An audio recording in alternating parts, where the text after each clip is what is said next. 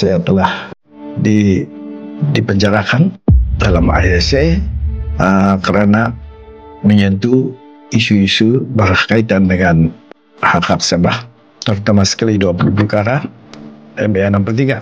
Dan saya telah ditahan selama hampir 3 tahun, dan bila saya keluar, saya tidak berhenti. Saya masih lagi memperjuangkan hak yang sama. Maka saya telah dipanggil orang gila. Jangan kamu dengar ini orang gila, sebab dia sudah masuk dalam penjara, masih lagi degil, masih lagi membangkitkan isu-isu ini. Isu MBA 63 ini adalah isu yang sudah menjadi agenda utama politik di Malaysia. Dan MBA 63 ini hanya menjadi satu perjuangan politik, parti-parti politik dan pemimpin parti politik selepas saya menceburi politik setelah saya ditahan dalam ISA. Antara yang telah pun diselesaikan adalah isu penurunan kuasa perikanan laut dalam, juga penurunan dan pengiktirafan Jabatan Kerja Raya JPS sebagai jabatan teknikal, dan kita juga telah mendapat kita punya kuasa tenaga elektrik dan sebagainya. Ini isu yang penting yang sedang diselesaikan, dan mudah-mudahan ini dapat diselesaikan dengan cepat. Ada beberapa isu yang penting yang sedang dibincang, yang ini isu-isu yang paling penting sebab dia menentu tentang duit hasil, bukan saja hak 40%, tetapi juga isu royalty dan export duty and petroleum in lieu of royalty, dan import duty and petroleum products. Ini semua ini mempunyai nilai yang tinggi. But the most important right now is the 40% net revenue. Isu 40% ini amat penting disebabkan 40% ini bukan amount yang sedikit. Amount dia hampir 20 bilion, 40%. Jadi bayangkanlah apa amount ini boleh buat untuk pembangunan kita, selesaikan masalah kita. Kita memerlukannya untuk membangun negeri kita, sebab negeri Sabah antara yang termiskin, dan dari segi pembangunan memang kita terbelakang.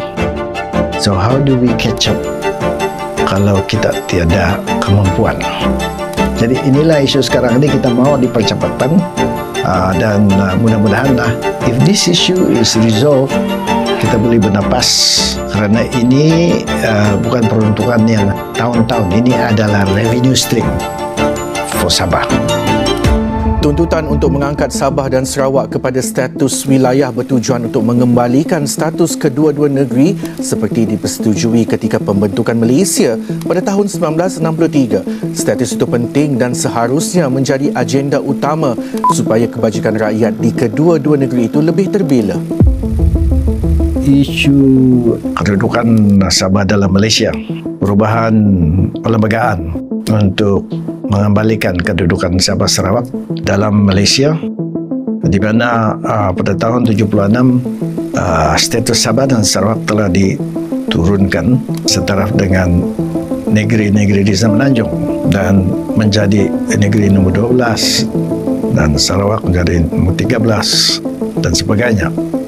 Definisi persekutuan juga telah pun diupdatekan, kerana dalam perlembagaan sebelum diubah, persekutuan adalah ditakrifkan sebagai persekutuan yang diwujudkan pada tahun 57. Tiada persekutuan Malaysia. Kita telah meminta supaya definisi ini diubah, dan telah pun diubah pada tahun 2021 mungkin. Dan begitu juga dengan kedudukan Sabah, di mana sekarang Sabah Sarawak dikira sebagai sama status dengan Semenanjung.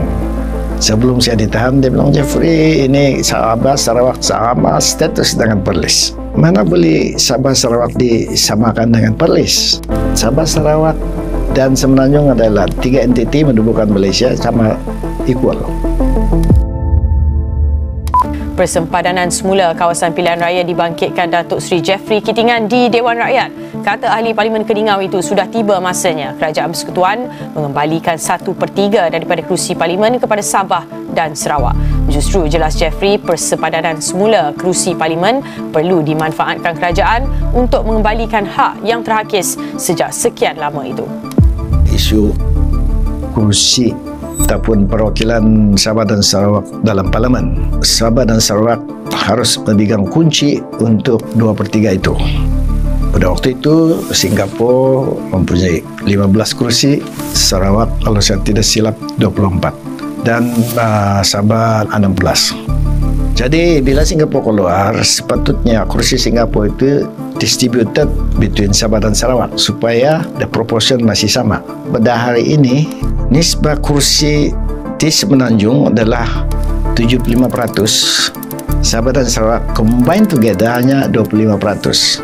Ini berarti Parlimen boleh bila-bila masa mengubah perlembagaan yang menghilangkan kuasa ataupun hak-hak Sabah dan Sarawak sebab mereka sudah ada lebih daripada 2/3. Kalaupun Sabah dan Sarawak tidak bersetuju, combine together pun tidak boleh blok. Sebab itulah sekarang kita minta supaya proportion kursi ini balik kepada asal, iaitu Sabah dan Sarawak 35% dan Semenanjung hanya 65%. Kita mau mempertahankan hak Sabah. Dan itu sebab kita tidak mau parti-parti Semenanjung pergi tanding di Sabah dan Sarawak. Sebab sudah pun kursi kita sikit, dia pergi tanding lagi, dia ambil tu kursi, tambahlah kurang kita punya kedudukan kuasa kita. Jadi ini perlu mereka faham kenapa Sabah dan Sarawak mengatakan don't come here and take our seats. Sebab you already have enough. We don't. Sudah pun sikit, mau kena ambil lagi di sana, it's not fair. Hari Sabah sebenarnya adalah hari kemerdekaan Sabah. Kemerdekaan ini adalah satu agenda utama pemimpin kita dahulu. Hari Sabah dan kemerdekaan Sabah adalah antara perjuangan asal saya. Itulah sebab kita harus bersatu hati memperjuangkan Hari Sabah ini dan meraihkan Hari Sabah ini sebagai hari kemerdekaan kita. 31 hari bulan Ogos tahun 63. Hari ini adalah hari yang bersejarah kerana hari ini Sabah bekerjaan sendiri dan hari kemerdekaan Sabah. Saya mengajakkan semua belia dan orang muda supaya bersatu hati untuk mendapatkan ilmu, pengetahuan dan memahami sejarah supaya kita boleh membangunkan negeri kita, memajukan negeri kita dengan lebih kukuh, lebih baik daripada pemimpin-pemimpin yang dahulu. This year kita merayakan Hari Sabah dan Hari Sabah telah digazetkan sebagai Hari Sabah. Kita harus mengiktirafkan Hari Sabah ini sebagai Hari Kemerdekaan Sabah dan merayakannya setiap tahun atau memperingati episod dalam sejarah ini. Dengan pengiktirafan ini, dengan kesedaran ini, kita boleh mengukuhkan lagi kedudukan kita dalam Malaysia untuk menuntut hak kita. Dan itulah sebab kita harus bersatu hati memperjuangkan Hari Sabah ini. Dan saya amat berterima kasih kepada Kerajaan Negeri kerana akhirnya mereka bersetuju dan telah dibincang dengan Kuala Lumpur pun, Perdana Menteri pun dia tiada halangan. So we should now move forward with that.